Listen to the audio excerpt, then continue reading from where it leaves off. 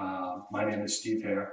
I've been a computer guy for 26 years, and I've gone everywhere from just basic computer tech all the way into senior database management and senior management in general for IT. So I had a thought that I needed to build a new PC for myself because mine, embarrassingly enough, is almost 7 years old, and for a computer guy, that's anathema. And so I said, well, why don't I just stream this? Because I know a lot of my friends have always asked me, hey, my kid is looking to get into computers and they want to see if you can help them out building one, or, you know, I've always wanted to try building my own computer, but I never really knew how to do it. So this is the first start. This is the hardware that I will use to build a computer from scratch. It's missing a few pieces. I'm going to reuse a few things from my old machine because really they're secondary pieces. For the most part, you know, things like a DVD player and a few other little things that I'm not going to buy new because really I don't need a DVD player and a new one because I don't remember the last time I've actually used a DVD player, but I should have it in there just in case. Anyway, so let's start this up by just describing what I bought and really quickly why I bought it all. So if you look from my left to right here, going from here to this side, you'll see that we have this, which is the RAM, the memory, and this is Patriot Viper, DDR4, and this is 16 gigs of it, two 8 gigabit chips, and that should be perfectly fine for what I'm going to be doing, which is mostly just some light to moderate gaming and just other various computer work-related things, or writing my novels, things like that. So I will take it out real quick because I'm going to use it, and I will show you what this looks like. It's very simple. It's just a slotted little memory chip, nothing special to it. This silvery piece right up top here is actually just a heat sink. It's just a way for the RAM to wick heat away from it, just like a radiator in the car. So we'll take these out of the box. I'm going to put them on top of their case for now because I want to show you everything. We'll put them all in nice order. So that's the RAM. And then, again, left to right, this is the motherboard. This one is a Gigabyte B450M. And the motherboard is kind of like the highway that everything is built on top of, the infrastructure. So I bought this one. A friend of mine commented that I should have waited a couple of months and got the new chipset that's coming out, but I don't care because that new chipset is faster, yes, and better, and it'll support some new computer chips that come out in the future. But really, when you get to a certain speed and certain power level, by the time I could utilize the speed or anything, a new chipset will come out then, and that'll make the one I just ordered obsolete. So if you look at this board, you have your place to put your CPU, which, you know, the CPU is the central processing unit. You have all of the output ports, and you'll see that I already have a USB keyboard and mouse attachment there. I did that because I tested this real quick to make sure everything worked, and I left it in there by accident, but no matter. This is where you plug in that RAM that I just showed you, and the rest of these, the ones that we'll use, I will explain along the way. So the motherboard in its box, I will not put over there because the box for a motherboard I use to actually build the pieces outside of the machine. It's easier that way, and plus you get to see everything installed without it being inside a case. So we'll put this off to the side back here for a minute, and I will show you everything else that we have. So this right here is an EDGA 600 watt power supply, and this is what powers your whole box. Everything that runs is powered through this. And again, I did take this out once before, so I packaged everything back together, but for the most part, this is how it looks when it comes out of the box. They do not need the SATA cable right now. use it later if I add an extra hard drive in, but I don't know whether I want it. So we'll close up this box because I'm not going to use it right now for anything. But you should keep these boxes, by the way, for at least a couple of weeks, because on occasion some parts will go bad, and a lot of times they require you to ship them back in the box that they were originally shipped in. So if you don't have that box, you might be out of luck or have to pay a restocking fee or something like that. So I'm going to untie this cable ties, and I know this looks like a big jumbled mess right here, but it's actually not. I'm going to show you a little closer. So what you have is the power supply, and this is plugs in right here, and there's an on-off switch here. There's a big fan, but luckily these EVGAs are really quiet, so even though it's a really big fan, it's nice and quiet. And you have a whole bunch of different connection types here. This one especially is for the, get it up a little higher so I can show you. This one is almost always for the main board itself, for the motherboard, right there. You have a few others, like this is for the CPU. You can actually see the word CPU on there if you get in close enough, which there you go. And then you have a few others, like this is for the video card that will show up in a minute. So I'm going to put that off to the side a little bit. Now this one, this little baby box here, there's a little tiny chip in it, if you can believe it. This is a 500 gigabyte hard drive, 512 actually, and this is a Seagate Barracuda. I've always loved the Seagate name, but this is called an NVMe, non-volatile memory something. One of my computer friends will probably be able to yell at me for this, but it's basically like a solid-state hard drive on steroids. You can see on here it has a little connector chip. Now you might say to yourself, well, what are these aluminum foil looking bags and why are they all coming in that? That's a static shock bag. It prevents some of the delicate chips from getting shots, statically shocked on discharge. And I will tell you right now that I am on a ceramic floor with rubber shoes, and I have touched metal recently, so I am relatively safe from static shock right now. If you're on a rug, I would highly recommend you get a anti-static pad or get an anti-static wrist guard.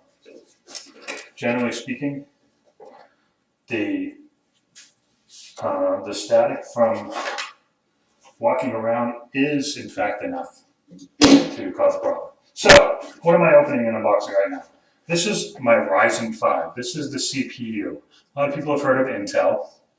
This is the competitor to Intel, and they do a really good job. I've worked with AMD for a long time, AMD products for a long time, and it's hard to tell right now because I did plug this in for a moment, and you got some of the thermal paste on it already. But this is the CPU, right? We'll get a little closer here, but as you can see, there's a whole bunch of pins on there in a very specific configuration. And you can see right there where it says Ryzen 5. It's a very well-regarded chipset, the Ryzen, and it's done a great job for Intel.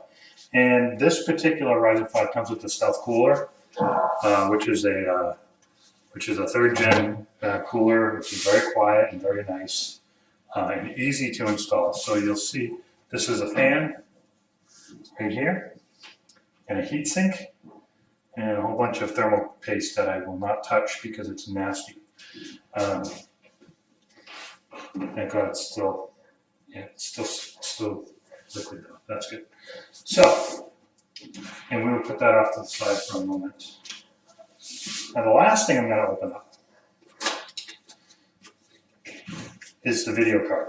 And you don't have to have a video card. If you're not playing games, or you're not doing video editing, or anything like that, or anything real highly intense graphics, you don't need a video card with most motherboards. This motherboard comes with built-in onboard video.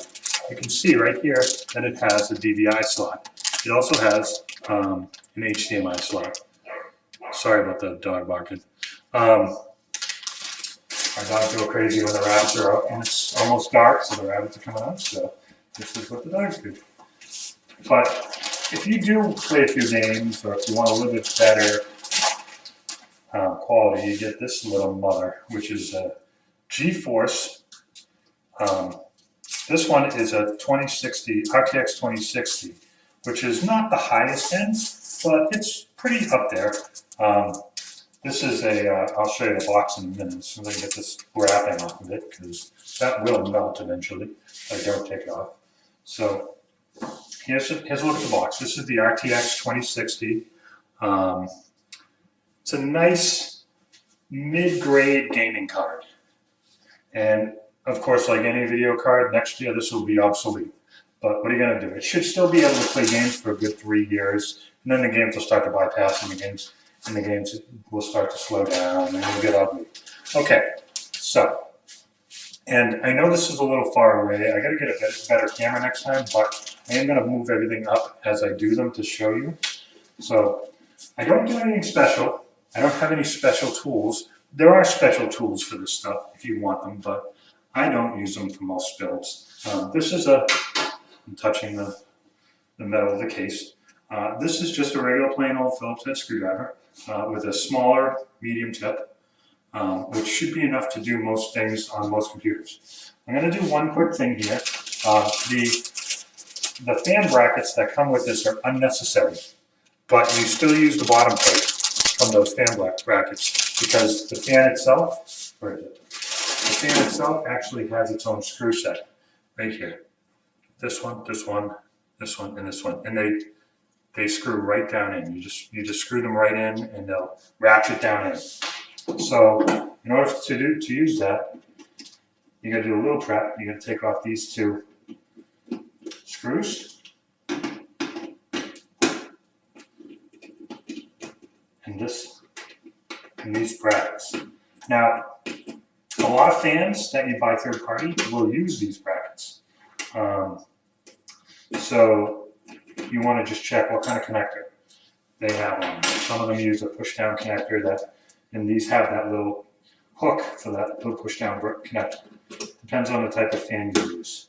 But for the most part, fans are going to use these hooks. It's just AMD says, forget it, we're not doing it.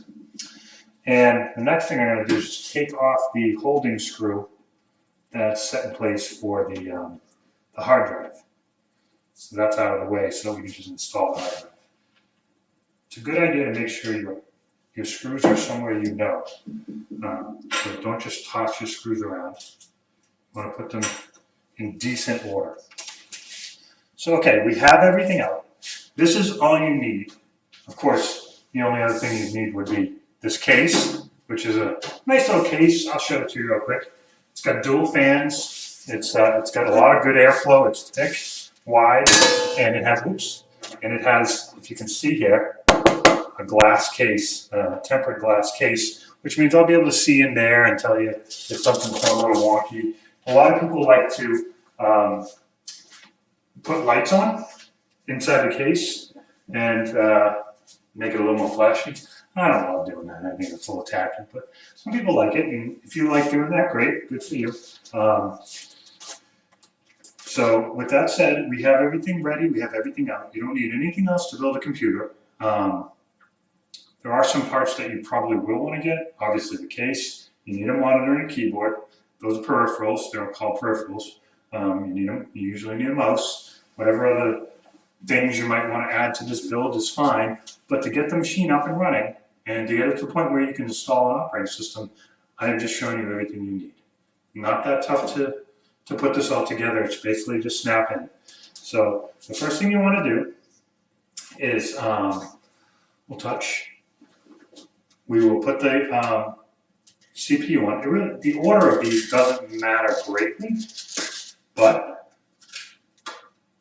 I like to put the CPU in first. And to do that, all you do is there's a little arm here. You pull out slightly here. I'll show you real quick because you don't want to yank that arm up Motherboards are relatively tough, but you don't want to go bending them. So you just pull the arm out this way a little bit and then slide it right up. And then you want to look for a little arrow, which for me it's right there. A little arrow, and I know you can't see that, it's very, very light. Even I have a tough time seeing it. And to tell you the truth, to be honest, I couldn't see it the first time my eyes are starting to go. So I had to actually turn on a light and then really, look hard. So the CPU also has a little arrow, so you want to match up the little arrows. The CPU's arrow is easier to see. It's gold, and it's right there in that corner. So you want to match up the arrow with the arrow. You want to drop it down. It should drop right into place.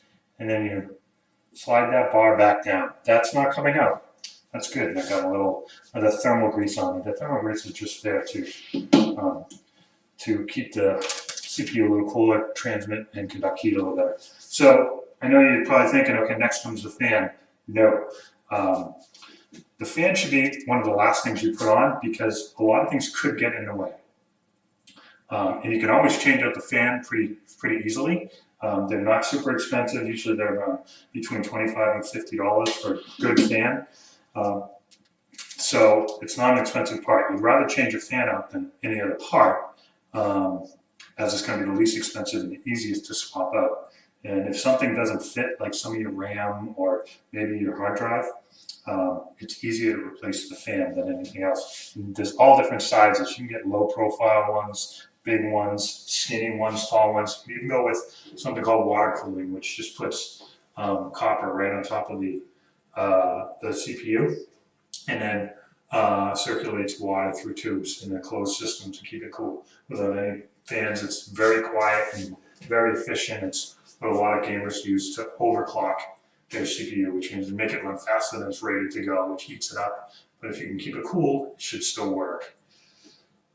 So what we're first going to do is install the hard drive. And there's this little plus slot right here that the hard drive is the only thing that fits on there. So you just slide it in, little pop there, then you push it down, you grab the screw. Oops. And these things are built for little tiny fingers. I don't know whose fingers they are, I won't say anything, but they're definitely not built for adult male fingers for the most part.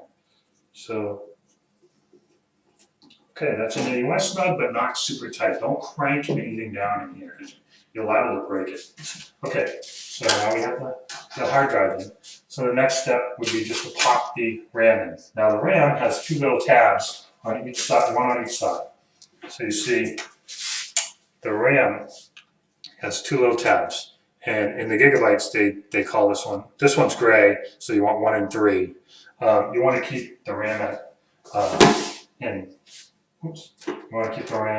alternate slots. You don't want to put them right next to each other. So I'm doing 1 and 3, which is kind of obvious, right?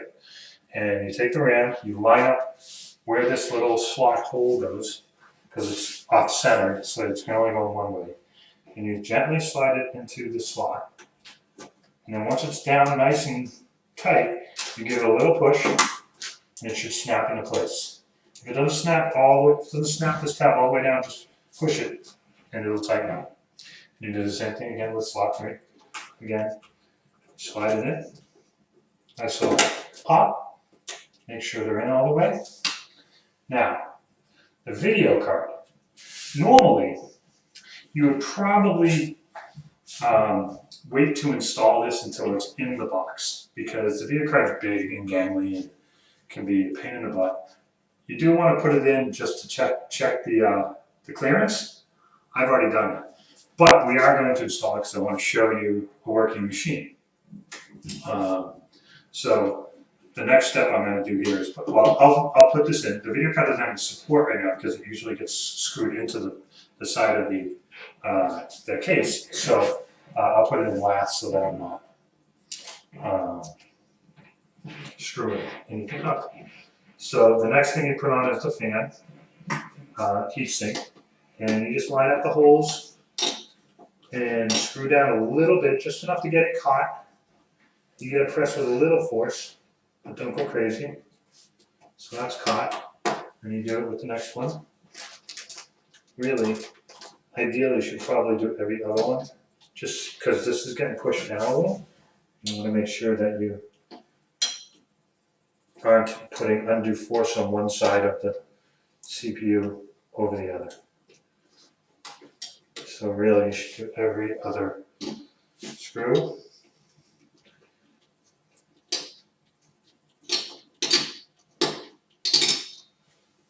So that's on, nice and tight. Now you do want this tight, but you don't want it to be cranked down again. And why do you want it tight? Because you want a good solid connection between the CPU and the heatsink there. So you don't want it to be off-centered at one point.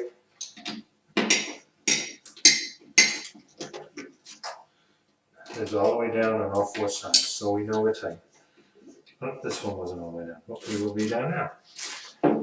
So once you get that right, now ideally you should check to see where your fan goes before you do. I knew where it went already, so I knew, but I should have told you that.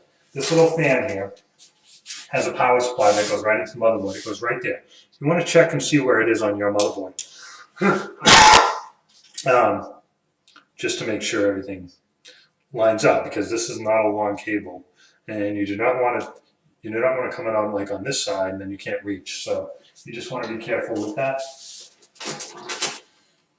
That could, or you don't want to have to drape it through the fan blades, because eventually that might get caught. So that's nice and out of the way. Great. So let's just plug in this guy. So, oh yeah. So again, normally this would get slotted in once the case is in, but the video card just slides right down into that slot. There's two slots you can go into. I would strongly suggest you put it on the inside. If the motherboard has two slots, you strongly suggest you put it on the inside slot, because a lot of times it won't fit on the outside, and you might be overlapping a lot of these ports, which are secondary USB ports, the TPM port, a bunch of different ports that you don't want to cover up. So usually you want to put it on the inside.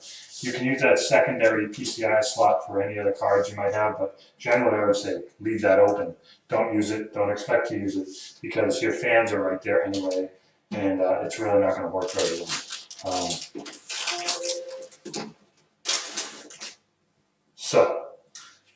With all that done, let's just explain a little bit about the power supply. So the power supply will generally slide into the case, right? And once it's in the case, there are a couple screws that slide in and keep it nice and tight. Once in the case, it'll basically look just like that in the case.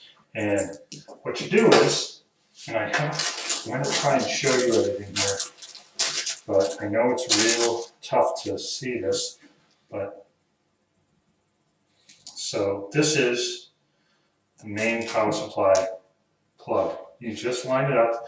It's a little tough to see. I'll show you. See if you can see this. The actual male pins. Is that? Yeah.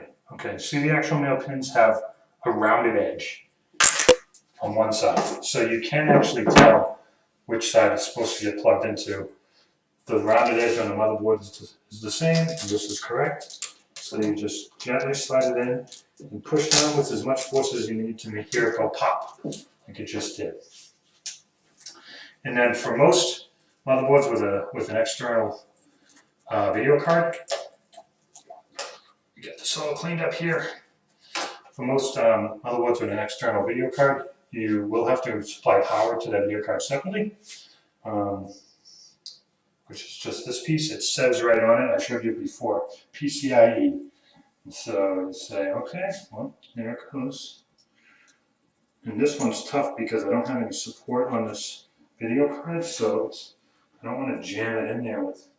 So bear with me while I'm trying to be as gentle as I can and not wreck my video card, which would be very tragic since it's the most expensive piece. So I'm going to hold it there. And that's the video card. And there's one more that we definitely have to have. That is the CPU power. And again, it is labeled. Right here it says, I know you can't really see it, but right there it says CPU. And there's only one place they can go. Again, you look at the lineup, the slots. And for the record, most of these are labeled, most of the slots. If they're not, I will get something to show you. Most motherboard manufacturers give you a, I tossed it. Oh no, it's in the thing. Most manufacturers give you a diagram right on their little sheet. They used to give you a big booklet with everything, but now everything is online. They give you just a link and a diagram, which is really all you need for the most part. So okay, so that's all ready to go. So now we do have, ideally, we have essentially a working computer. And I'm going to prove that to you. Now, let's just show you real quick. I really hope this works. Again, this is the first time I've done this. I've actually put this all together and powered it up once before, but I need the actual power. Yes, in order to run a computer, you actually need power to the power supply, which is this. So, before everyone gets too excited,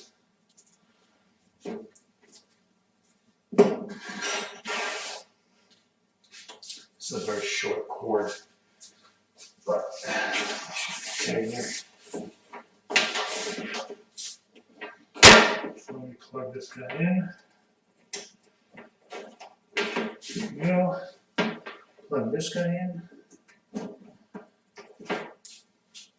And normally I would say don't do this, but there is a little slot that you plug one of the buttons in. So there's buttons up here that turn it on and off and reset the computer.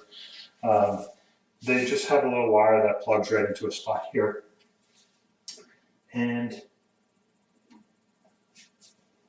there we go. So now I know it's hard to see, but the fans are running. I know it's really hard to hear, which is great. Give it a second, and it should power on here. Hopefully you guys can see this once it starts up. Put it a little higher. There we go. As you can see, it's saying, hey, there's no operating system on this hard drive. And that happens so fast that it's really hard for me to actually get to the BIOS to show you all the parts. So I'm going to try really hard to do that. So bear with me. I think it's escape or delete for Gigabyte. If anyone knows, that would be, I missed it. Wasn't paying attention. So it's either escape or delete, or it's like F10 or F11. You gotta be quick.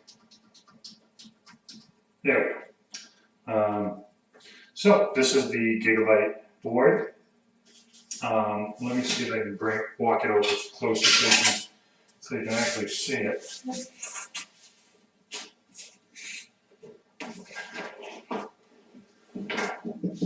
Can you see that? You can kind of see that. And I can come over here. You won't see me, but I promise I'm still watching. Trying not to wreck things by dropping stuff. But, so I'm just going to move the board, the BIOS over to show you, let's see, peripherals. This is AMD CPU, right? You can see NVMe configuration, Seagate Barracuda. So Seagate Barracuda 510 SFP, so it recognizes the hard drive, which is always good. let's see, this is overclocking, we don't want to do that. I don't want to exit. Let's just show the BIOS.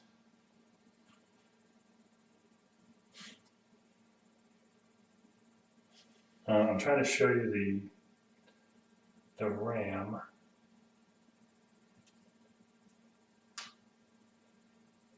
I don't know where that is.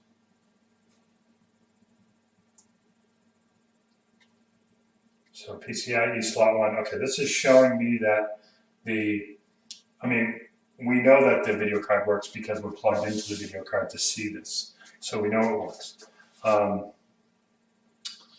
Where's my, there it is. So this is the first time I've used a gigabyte board in a while. So I don't remember any of the settings. But anyway, I showed you everything except for, PC health. Let's see. Let's see how that guy does.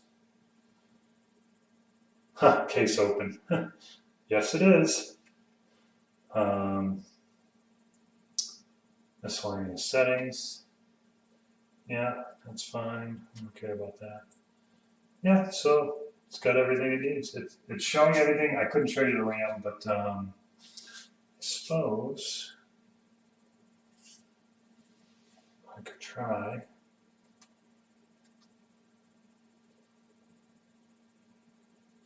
Yeah. Okay, anyway, so we've proven it. There's not much else to say. So what you would do normally at this point is you would take the video card off, unplug the power supply from all the computer parts gently, and then you would open the case, put the motherboard in the case, take the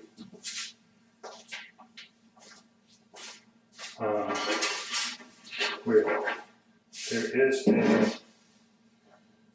I don't know where I put it, it's in here somewhere. There is a frame for the back, so I wanted to show you the back real quick. There is an I/O board, an I/O frame for the back here that you pop in there, and then that's where all the parts stick through and how it looks like a regular computer. And it's just push it in and give it some force, and you'll hear it snap in place. Nothing special to it. And then you want to be pay careful attention to a whole lot of those little wires that turn on the external USB plug in there. There are slots here that are all labeled on that diagram sheet. They're all labeled, and you can see them here too. There's 1, 2, 3. There's 3 USB plugs there, but it's actually a single port. So let's turn this guy off.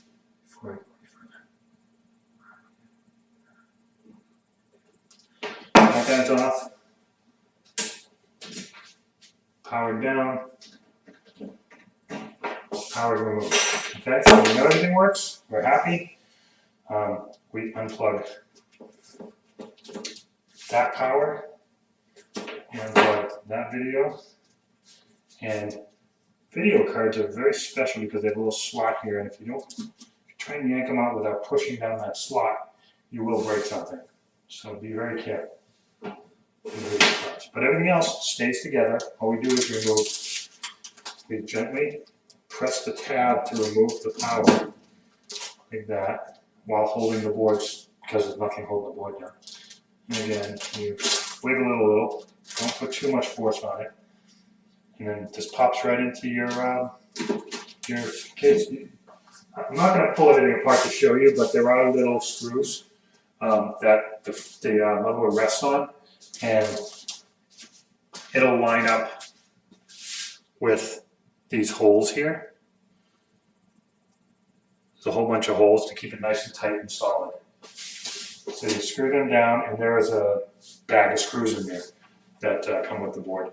You screw them down, you plug in all those little wires that go into the main board, and you're good to go. You're ready to install an operating system, which maybe one of these days I'll do that as another video. If everyone likes this and if they enjoyed it, and if anyone has any questions or anything, I do see a couple of people on here.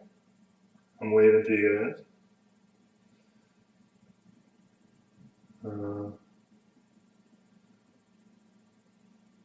Yeah, don't get any beard, man. Thanks, Adam. I know. It's coming off next week because that's when the barbershop's open. I told everyone that I would remove the beard when the barbershop's opened up. That was my pledge. So, yeah, so if any of you guys have any questions, feel free to post it. 38 minutes, that's a pretty good video. You can probably remove about 5 of those minutes just for me setting up. So thank you for watching, or if you're not watching live, thank you for watching in the future. Look at that, I just time traveled. It's now the future. I may post this on YouTube if I'm on YouTube, or if you are on YouTube watching this. Really hope you enjoyed it. I will be getting a better camera for the next time, so that actually I'll probably have 2 cameras, one close-up camera and one distance camera. I didn't really think this through that much because I didn't know if it would be any good. So let me know if you like it.